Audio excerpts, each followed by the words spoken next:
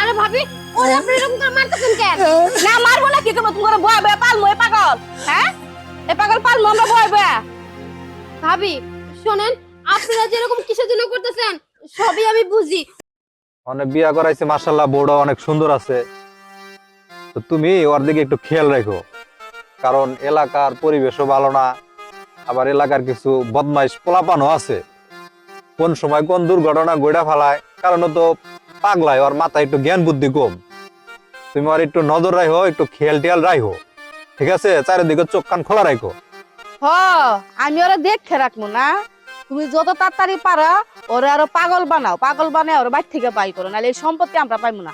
এই কাজটা যদি তুমি না করো তাহলে আমি নিজে বাড়ি থেকে চলে যাবো। এখন তুমি ডিসিশন নাও, তোমার বাইরের দিকে তাকাইবা না আমার কথা শুনবা, কোনটা করবা? এই সম্পত্তি পাইবার হইলে ওরে পাগলের ওষুধ না আরো খাওয়ার নি লাগবো, তাড়াতাড়ি পাগল হইব। মানুষ বলবো পাগল হয়ে বাড়ি থেকে বার হয়ে গেছে।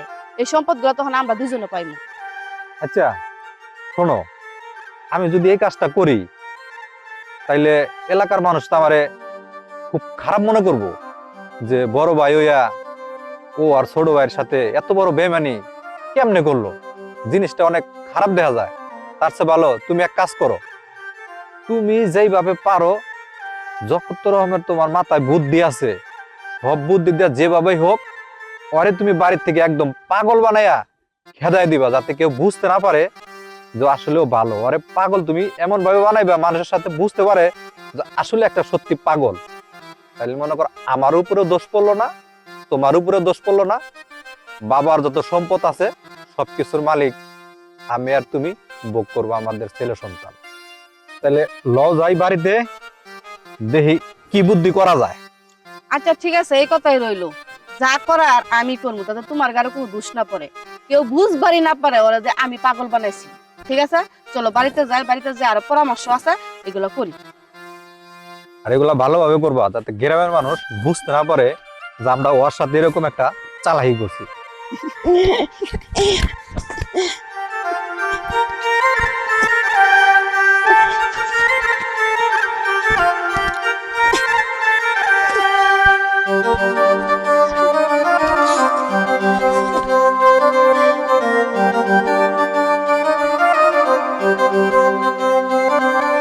এই তুই নামে না, এটা কই এলো এই কথা আজকে লেগে বারবার উপরে উড়াস নামাস করেন নাকি?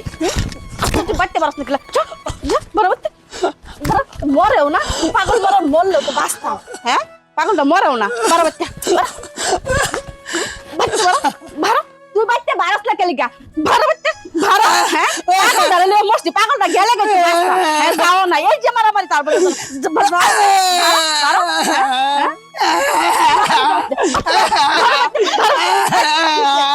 হ্যাঁ মরে চলে গেছে আনা বাচ্চা। আরে ভাবি ওরে আপনি এরকম করে মারতেছেন কেন? না মারবো না, কি করবো? তুমি করে বয় বয় পালমো এ পাগল। হ্যাঁ এ পাগল পালমো আমরা বয় বয়। ভাবি শুনেন, আপনারা যেরকম কিসের জন্য করতেছেন সবই আমি বুঝি। ওরে না হয় মনে করেন পাগল, কিছুই বুঝে না, কিন্তু আমি কিন্তু সবই বুঝি। এই যে সব এই সম্পত্তির জন্য, তাই তো? সবই বুঝতে হবে, তাহলে বাইর থেকে বিদাও না কেলে গে, তাহলে তোর এইগুলা করা লাগে না। হ্যাঁ শুনেন ভাবি, লাগলে আমি ওরে নিয়ে চলে যাবো, লাগলে গাছতলায় থাকবো, আপনারা থাকেন আপনাদের সম্পত্তি নিয়ে। আরে যা যা যা, তুই গাছ তোরাই থাকবি না, যা মরবি, কি করবি ওইগুলো আমার দেখার বিষয় না। তুই বাইর থেকে তাড়াতাড়ি বিদাও, বিদায় হইলে আমি বাঁচি। লাগলে আমি ওরে নিয়ে গাছতলায় থাকবো, আপনি থাকেন আপনার এই বাড়ির সম্পত্তি নিয়ে। চলো